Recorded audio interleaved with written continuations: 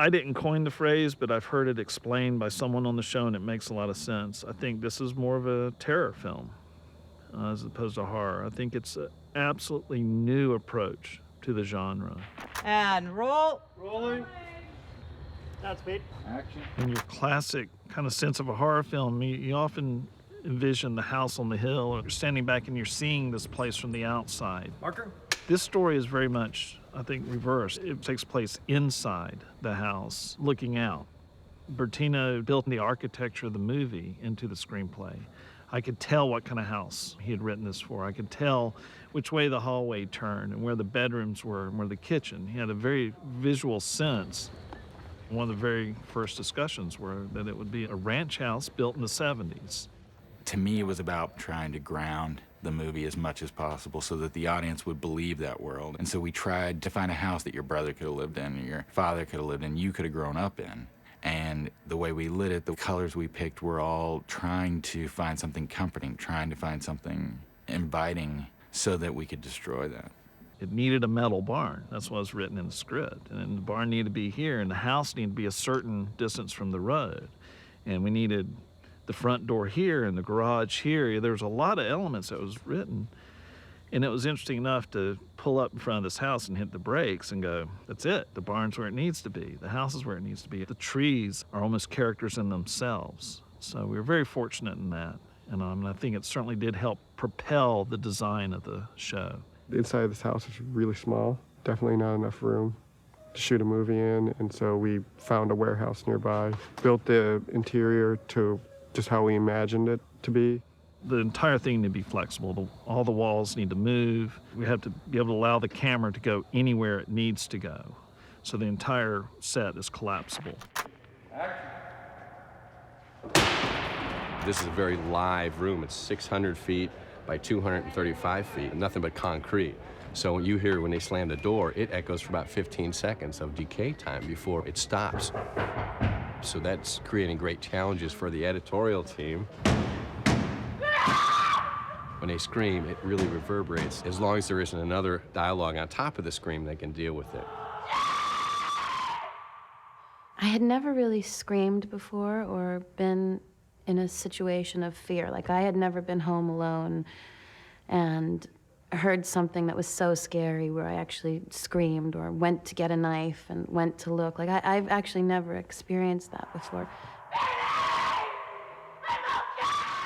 So we've been shooting in order, and suddenly James was gone, and there I was, and going with the knife towards the back door to the man in the mask, and I sort of screamed. And I was so nervous, I wanted to die, because I had no idea what was going to come out of my mouth. I thought it was going to be like nothing. And this huge, ginormous screen came out. I think I terrorized everybody, was really scared, but now they're used to it. It doesn't work anymore.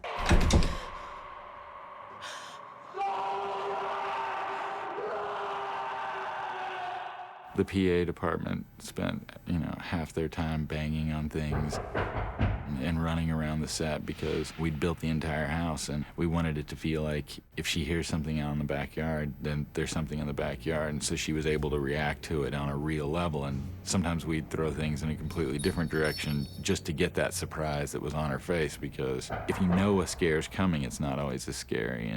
And so we worked as hard as we could to get those screams to be as real as possible, sometimes by throwing her curveballs and coming at her in ways that she didn't expect. Turn again, Liv. Can you do the noise? Yeah, we're going to do a noise again. The director, Bryan Bertino, came up and said, we really like to give some motivational sounds, not just music, because there's lots of awesome music in this, but some sound effects, chimes, wind chimes, the alarm going off, this kind of stuff, and loud. He wants the reaction to it, because it's stark, it's startling when you hear it. 41 Gringo, take one. So I called a friend of mine to do all the pre-records for me, and he sent them out. We dumped them over to mini disc so we can play them anything at the drop of a hat. We can do both music, the sound effects, whatever, and even do a mix and match. So it's fun for me because there isn't a lot of dialogue in this, but it's also a little extra work. But we're on the stage most of the time, so it's very laid back, easy going, and Liv has just completely risen to this place that I don't know if anybody wants to go voluntarily, you know, to this terrified place. So it's been really cool.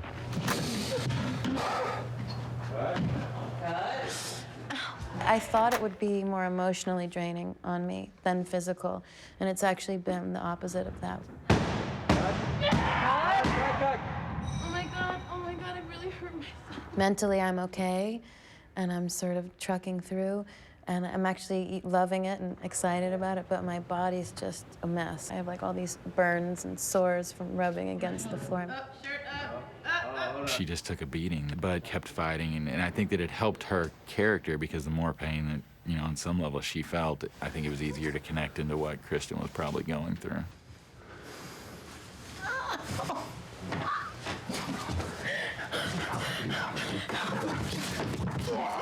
I probably run like over a mile a day on set. Just before every take, I have to like go out and do my laps. They're like, okay, we're running. And then they wait until the last second and they call rolling and we kind of like run in just to get out of breath and be sweaty and have that kind of, that energy. Because you can't just go from sitting here talking now to being that terrified. You feel good about blooding? I feel great. Let's do it. All right, let's blood. Blooding Glenn, blooding the floor. Vinny, our makeup artist, who is unbelievable, has done the prosthetic that goes on my face a couple of times, and he's got different prosthetics. He's got one that's the fresh kill prosthetic, which is meant to look like I just got shot. Prosthetic starts right here, and it runs along around here. And then it goes behind the ear, because this is a fake ear. It looks like part of the ear was blown off, too. So at the angle they shoot, you don't see that it comes out. It looks very much just like there's a hole right in his head.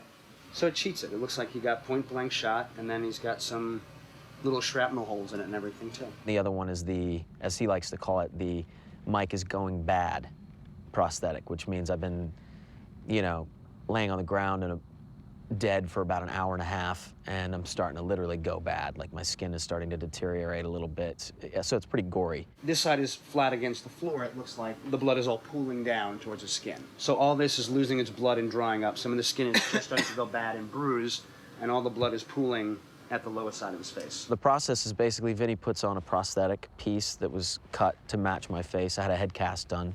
Then he blends it so that it looks like the rest of my face. It takes about 3 hours to get it done. So it takes a little bit longer than you would almost think, but that's just because Vinny wants to do a really good job.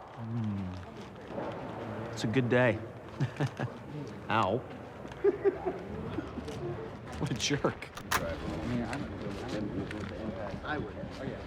The car crash we did last week, the two actors, Liv and Scott, I doubled them up with some stunt people. They're in the car, and Pinup's character drives up in this truck and turns out the light, and then all of a sudden the car is rammed by the truck, and we ended up doing it 3 different times. The first time we hit the car with the truck, we hit it about 15 miles an hour.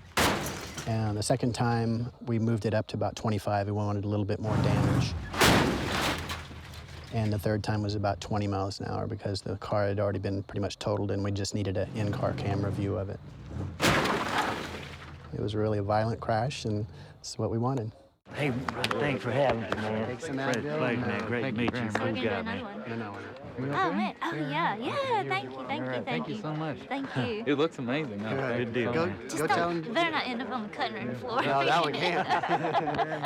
The idea of entertaining people is really important to me, but I think you can do it in many different ways. Action. I hope that people are emotionally challenged by this movie and saddened and frightened and terrified but to me it's about connection. That's what I want. If I can connect with an audience so that they feel like that they went through this, that'll be the most important thing.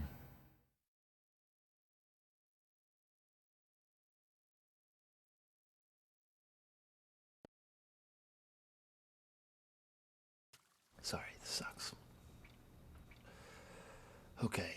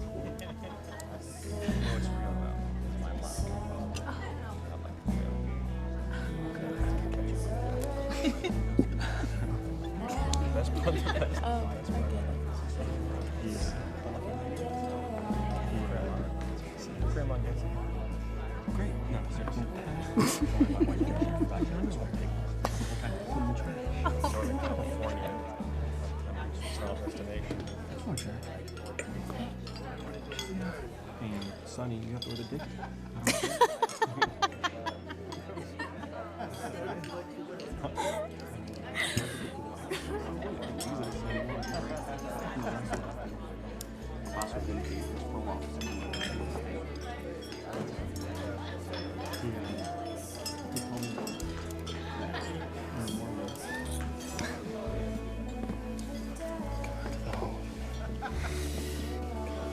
Listen to what they're playing. Come dance with me. Yes. Come dance with me. Not tonight. Not tonight. I have to go get my things and No, think just about come with me right now. Hey. Are you sick? No, I'm not sick. What's the matter?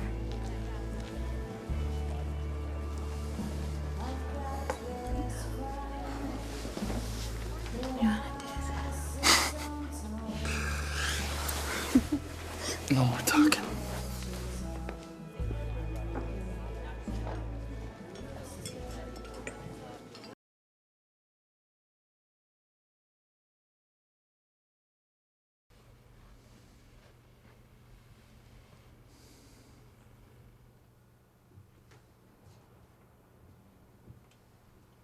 Do you hate me now?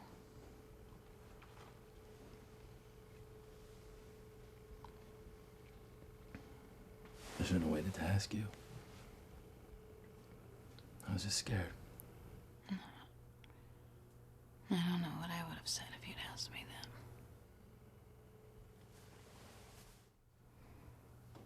that. The day my mom died, my dad called, remember? It was Saturday and we were gonna go to lunch. And he called and I went into the bedroom and he told me. My dad was talking something about a plane ticket and I could hear the sound of his voice but not the words, you know? Just his voice. And then you came in and you put your arms around me and it felt so good. But I just don't know why I didn't call for you. Why didn't I need you? I don't know. I don't know.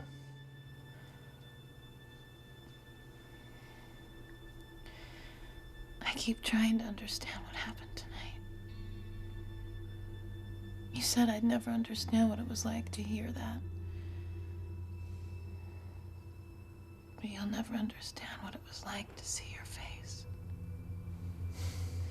To see your face change like that.